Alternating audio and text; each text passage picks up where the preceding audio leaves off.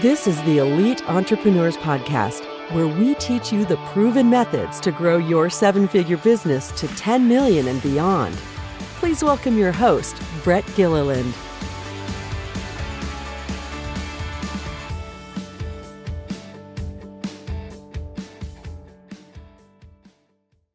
Welcome, everyone, to this week's episode of the Elite Entrepreneurs Podcast. Like always, we have an amazing guest with us. I have to pinch myself every time I think of the number of people who've said yes. Not just people, amazing business owners, entrepreneurs who have scaled businesses. They say yes to coming and sharing their stories with all of us and sharing some of their insights and the lessons that they've learned. I get to introduce to you today our guest. His name is Stephen Halasnik. He is a multiple entrepreneur, a serial entrepreneur. I'm going to share with you that over the last 25 plus years, he's built, he told me before the show, 7 companies. His bio says 6. It's 7 now. And those companies have ranged in revenue from 5 million to 25 million, with 2 of those companies making it on the Inc. 500 fastest growing lists.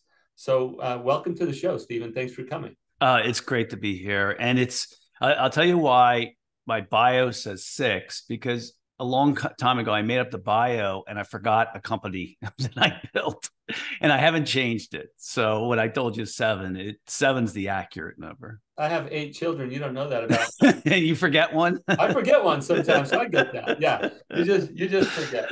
That's awesome. So many businesses you've built that you forgot one. All right. Well, let's talk about the businesses that you have built. We won't get into each one of them, but man, what a cool entrepreneurial journey you've been on to build many multiple 7-figure businesses and even 8-figure businesses. And we're just thrilled to have you on the show and learn from some of your experience. So one of the questions that I have to ask, Stephen, is, well, before we do that, is there any context you want to give about any of the current things that you're actively working on? I think that would be fun for you to share and fun for our listeners to get some, just who's this guy and what are the businesses he does? Yeah. Well, I mean, the good thing is, listen, when someone tells you, I do podcasts too. Okay. And when someone tells you they built 7 companies, you're like, okay, yeah, right. And then you're thinking the other $100,000 businesses or something like that, right? That's why in my bio, I make sure I say the revenue, right? And I say to me, the Inc. 500 fastest growing companies, because that is tangible that you can prove, right? I mean, you're not going to look at my financial statements, but the fact that I made 2 Inc. 500 fastest growing companies in the United States, and that you can Google that, it says a lot. But so the 3 companies I have right now are really important because they're an accumulation of the 4 that came before it. In other words, I learned a lot through the other 4 companies, enough to really create the companies that have been great for me. And I'm not going to start any more businesses. I don't have to, because the 3 companies I have right now are really, really good. So one provides lines of credit to small businesses. Okay. And I know small businesses. I've built them myself. All right. And I've dealt with banks constantly over 25 years. So that's a nice fit. And you know how essential it is for a business to be successful, to have that lifeblood of cash, that access to fuel. So that's cool. Yep. That company's called Financing Solutions. The other company I have is called Elite Funeral Funding. So I have a business partner in 2 of these businesses. We buy life insurance policies when someone passes away so that the family can get the money up front instead of having to wait the 45 days to collect the money from the funeral home. They need the money to pay for the funeral often. So that's why. And then I own a very large commercial real estate building, a commercial building that I rent out. So that's another business right there. So those are the 3 businesses I have right now. All right. Very good. 2 that have to do with financing solutions. They do. For different audiences. Yeah. And the other is, one of the best investment types of things out there is real estate. We all know that, and you're involved in that game as well. So that's amazing. Okay. So you've built all these businesses, again, multiple 7 figures in each of those businesses, and at least one well into 8 figures. You've learned a lot.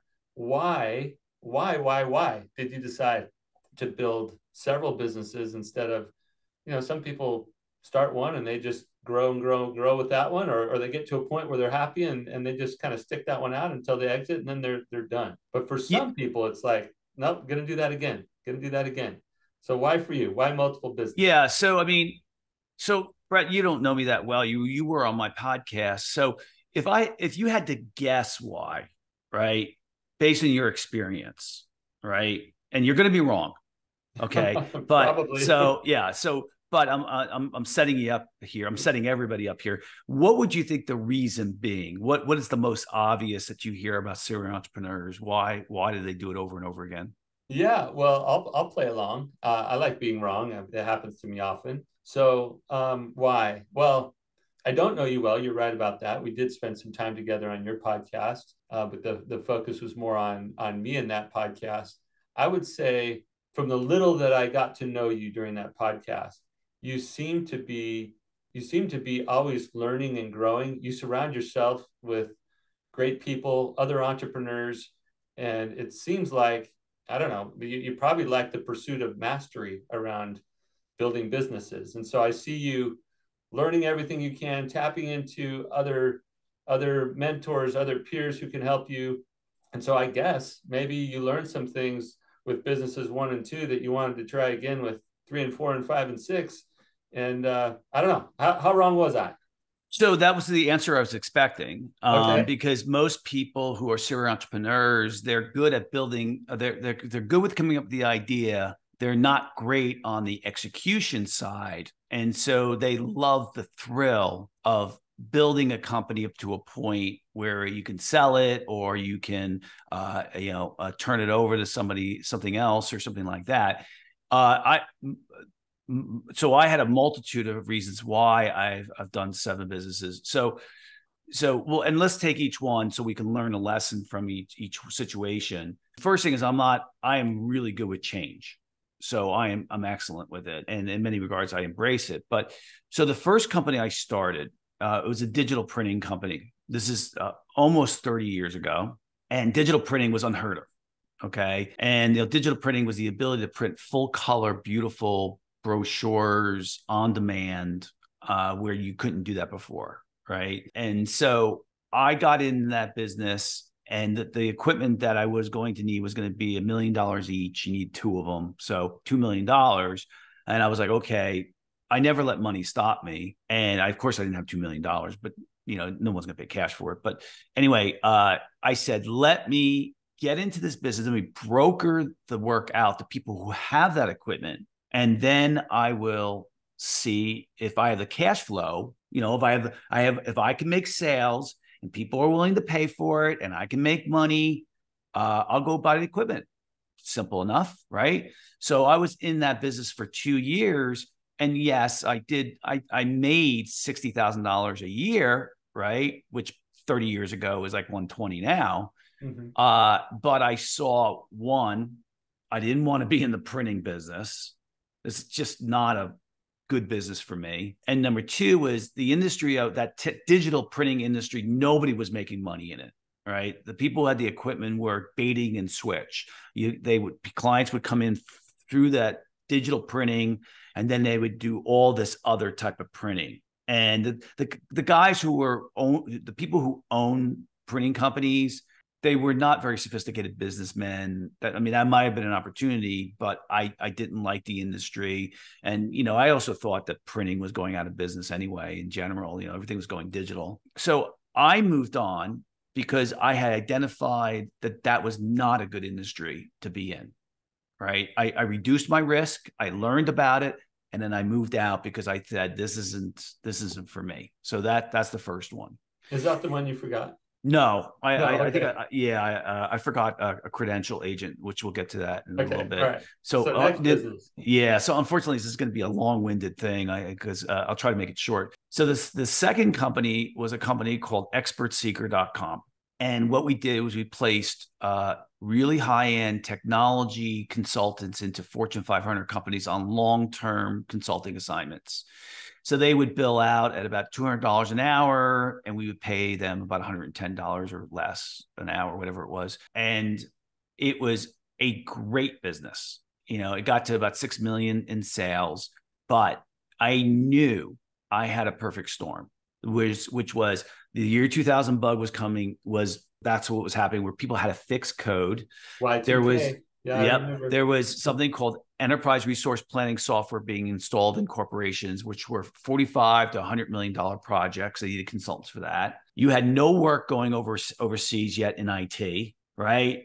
And so, I think I started in, I just don't remember the years, but 92 or 1992, 1990, something like that. I forget when it was, honestly.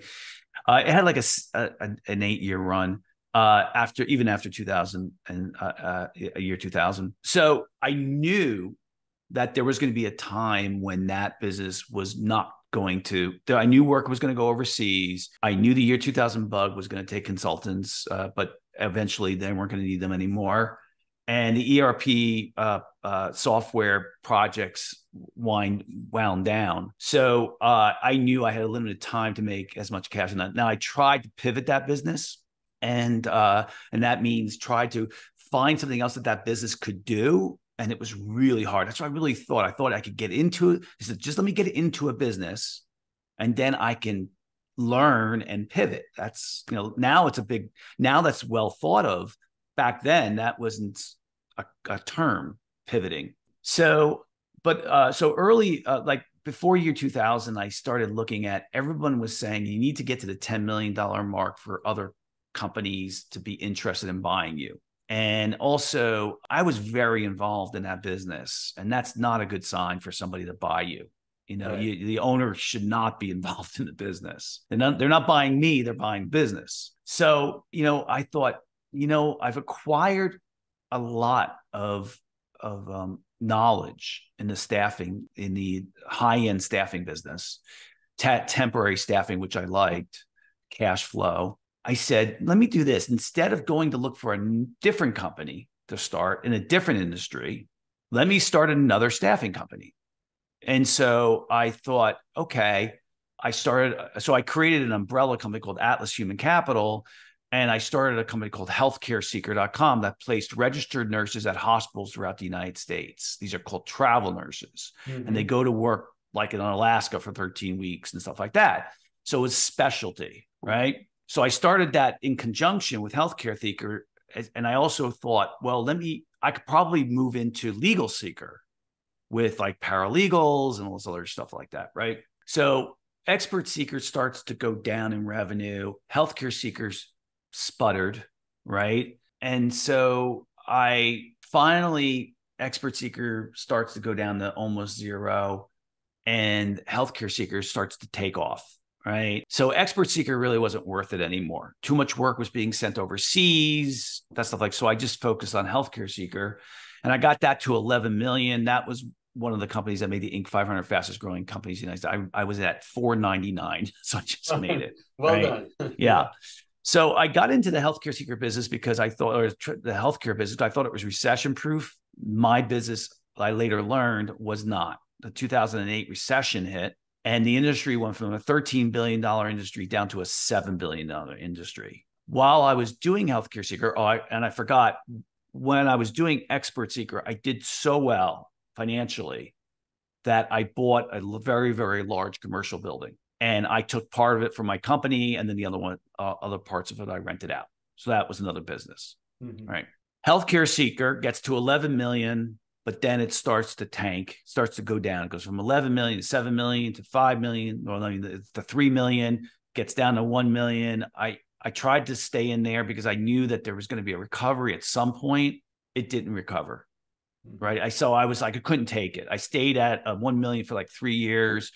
And I couldn't take it anymore. Now, while I was doing Healthcare Seeker, this is my favorite company that I started next, but it didn't work, unfortunately. I think if I had done some more things, I would have been good, because it was my best idea ever. It was called Credential Agent, and it was software that helped other organizations stay on top of employee credentials. So think of like a hospital, which, let's say they have 2,000 nurses. Every single nurse has 20 credentials that go out of date at some point, licenses, certifications, immunizations, all this stuff. And they were managing them with Excel spreadsheets. It was crazy. And so I started a company and that had the software that would allow notification of the nurses easily to manage those type of things. It was a great idea. What the hard part about that idea was that you're going to find this scary. The hospitals didn't care if a nurse's immunizations, background checks, all that stuff was out of date. And they still don't. And it's really bad. I don't get it. So that company stayed in business for a very long period of time, making me, a couple of $1,000 residue, like $10,000 a month or something like that in residue. And it stayed in business a long time, but I missed the wave a little bit in that people came in with my idea and they did it a lot cheaper. Right. And I'm not gonna get into the reasons why I couldn't do it, but I couldn't go much cheaper than I was going at. So anyway, Healthcare Seeker, I finally closed it down. And then my business partner and I became very good friends with her. I had been friends with a great guy who sold his business, super smart, right? And we started looking at angel funding deals together. That's what entrepreneurs do, because when you have some capital, entrepreneurs often get together and they start investing. Yeah, or the other thing is one of the hardest things in business is coming up with a good idea. Right. Execution's next, but but the good idea. So if you can't come up with a good idea yourself, you try to find somebody else who has. Right. And so we tried that for 3 years. We always, my business partner's name is Keith. He and I never found a business that we thought we liked. And we looked at thousands. Right. We almost came close on one, but then the owner scared us. So we didn't do it. So we then stumbled upon the alternative financing business, which is financing solutions, which we started 12 years ago. And it's been a great business for us. We really understand it. It's been a really good business for us. We use our own capital and, banks just won't loan money. So it's really a good business. And the one thing about financing solutions, it may not be a sellable business, because in order to do the business, you have to be really involved and you have to have this knowledge that we have. It's very hard to standardize what we do, right? I mean, there's companies that do it, but we have a uniqueness to it because we're using instincts a lot. So about, a couple of years into financing solutions, my business partner and I decided that we both had lived through recessions and what it does to a business. And we were worried about what a recession would do to the financing industry. So we searched and found this industry, which is very mature, called, funeral funding. And then I started Elite Funeral Funding. So the reason why I've started 7 companies is sometimes because I realized that there wasn't an industry there or a business there. Okay. Other times is the business ran its course. Okay. And believe me, I've seen so many entrepreneurs just hold on thinking that what they're doing is going to work. And they're hitting their head against the wall because it's not there. It's just not there. I don't care how good you execute it. And then I've had other businesses got caught up in terrible things outside my control, recessions. Right. And then I have businesses where I say, now Elite Funeral Funding is going to be a sellable business at some point, which is great. It'll be my first sale, so to speak. And the building, of course, the commercial building will be for sale. And the the financing business, I'll be able to do as long as I want. I basically work 25 hours a week right now. I'm 58 and I'm happy to do a little bit of business still. And I'll do that until either my business partner doesn't want to, or I don't want to. And that's the plan. And of course, some of those businesses too was, instead of me saying, okay, this is with Expert Seeker and Healthcare Seeker, instead of me saying, okay, I'll get one company to 25 million or over 10 million, right? Maybe I can get a couple of them, and that way I'll have, get over that magic mark of 10 million so that people would be interested in us at that point. And the thing that I learned now after 30 years is it's really important to pick the right industry to go into. I've seen really, really bad businessmen who do really, really well because of the industry they're in. They catch the wave, right? They There's catch a the wave, Yeah. right? I did that with Expert Seeker. I Yeah. caught the wave. Nobody could do bad in that business, right? Right. But I've seen the opposite too. I've seen really, really good business people who execute incredibly well, right? I'd rather have that person. By the way, that's a better business person. Person who gets into an industry and just really, really executes. They'll do good in any industry. Yeah. Right. And so, those, I just, now I've found really good industries to be in. And so far over 12 years for financing solutions, and I think 6 years for funeral fund, the elite funeral funding. And of course, real estate's done okay. But, I don't want to start. Although I would tell you that my business partner and I, he's really, really smart. And we both say if we had to do it all over again, we would have went bigger.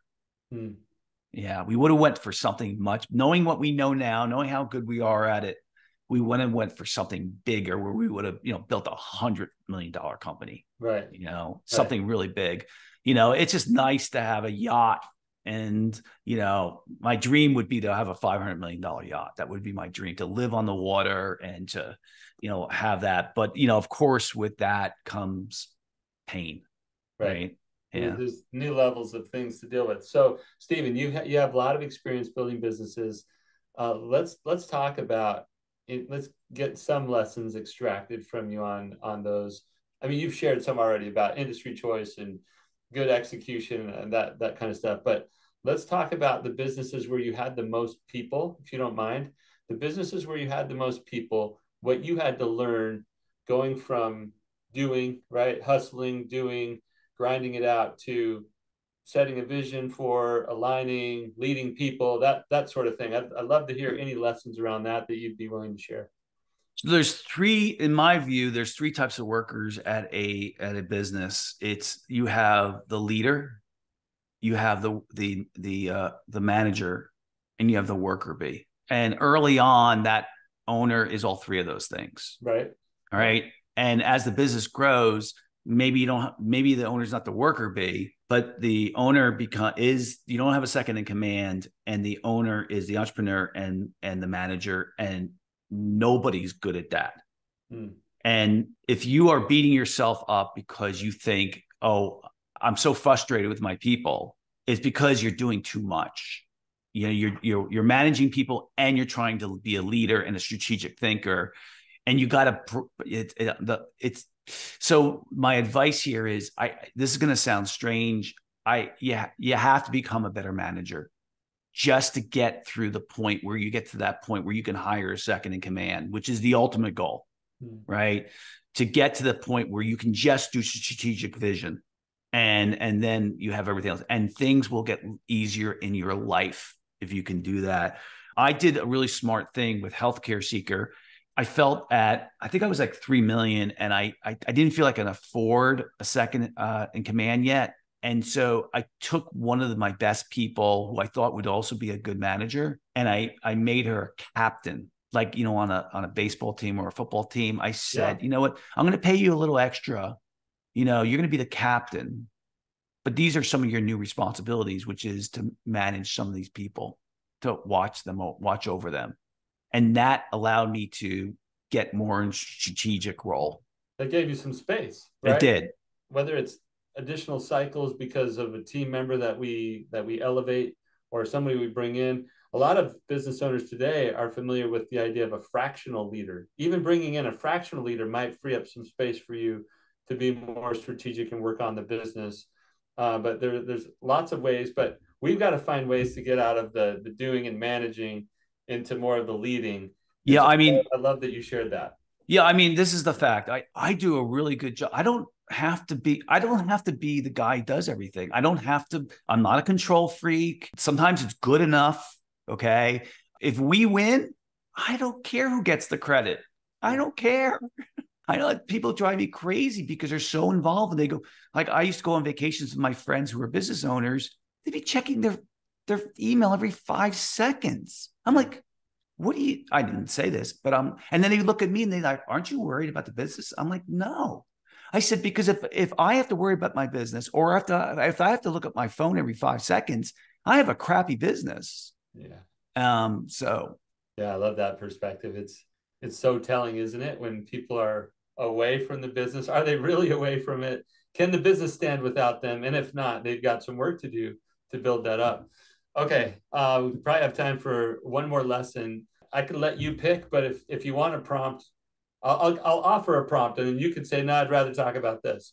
One more key lesson learned as you've grown.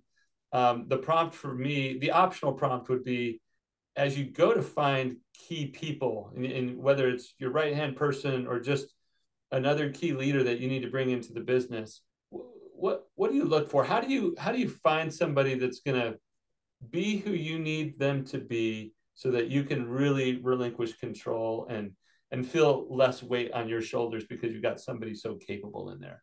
Well, the first thing, I'll make that question, it's a great question, a little broader, and that is about hiring people, right? Which is really critical.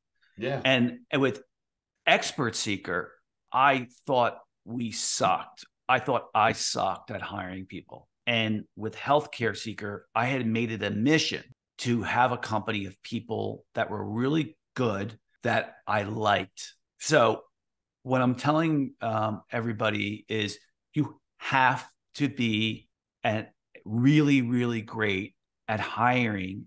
And the only way you do that is read about how to interview people, read about how to have job descriptions, read about or take classes on managing people even. So what happened was, I became, and even my team became, really, really good at the process of interviewing, hiring, retaining, finding good people. And that made a huge difference on how much I liked my company. So if you're going to hire an operations person, some of the things I would do, a second in command, is just off the top of my cuff, I would call my friends who have done that and say, tell me what you've learned through this process. Tell me what I should be looking for. Tell me what your job description looks like for them. What are they responsible? How are they accountable? How do you measure them? All right. I'd be reading about or asking about questions that I should be asking. How do I do a background check to make sure they are who they are? It's called an anchor. All right. So there's all of these things. You have to be an expert. You have to be the best at hiring people that are right for it. Do you have a culture for your company? Do you know what your mission is? Do you know what your purpose is? Does your employees know that? That all fits into hiring the right type of people.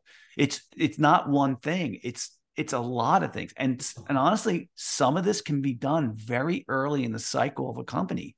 When I started Healthcare Seeker, I knew what its culture was going to be.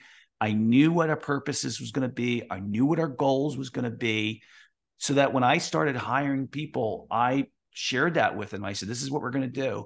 Because when I started Healthcare Seeker, this is the last thing, the number one culture that I wanted out of the people that I hired was, I wanted them to care. I wanted them to care about exceptional results. And that's what I looked for, because I'm that way. By the way, culture is a representative of the personality of the owner. Yeah, really great. I just smiling as you share all of that, Stephen, because I want our listeners to really grasp the importance of getting the hiring right. And I hear it all the time. Well, it's often the case that they think, well, I know business, but I don't know all this people stuff. I don't know how to set a good vision. I don't know how to hire. I don't know how, culture, like all that sounds woo-woo to me or whatever. But the business owners that really build great businesses learn this stuff. They figure it out, just like you described. Before a business owner figures out sales and marketing, they're just out there learning as much as they can about it.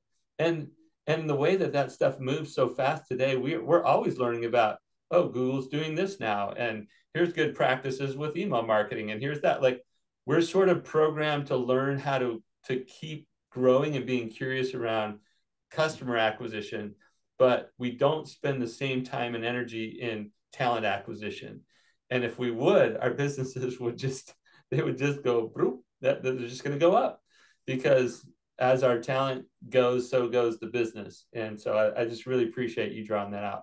Stephen, it's been so fun, especially to have somebody who's been at this a few times, several times, and had success building different types of businesses in different markets and different seasons. And just really exceptional. Thank you for making time for us today, Stephen. Thanks for having me. It was fun. Hey, if people want to learn more about any of your current businesses or connect with you, what is the best way for them to do that? Well, I mean, if they're looking for a line of credit, you can go to financingsolutionsnow.com. That's where you can learn more about our line of credit program. And if you want to reach out to me, you can email me at Steve, STEVEH, at financingsolutionsnow.com. All right. Very good. Thank you again for your time. It was fun. Thanks. Okay. That's it for this week's episode. Please share, like, comment, rate, do all those things so we can help as many seven-figure business owners as possible. We want to help you grow your businesses and have the life that you want. Thanks for listening. We'll see you next time.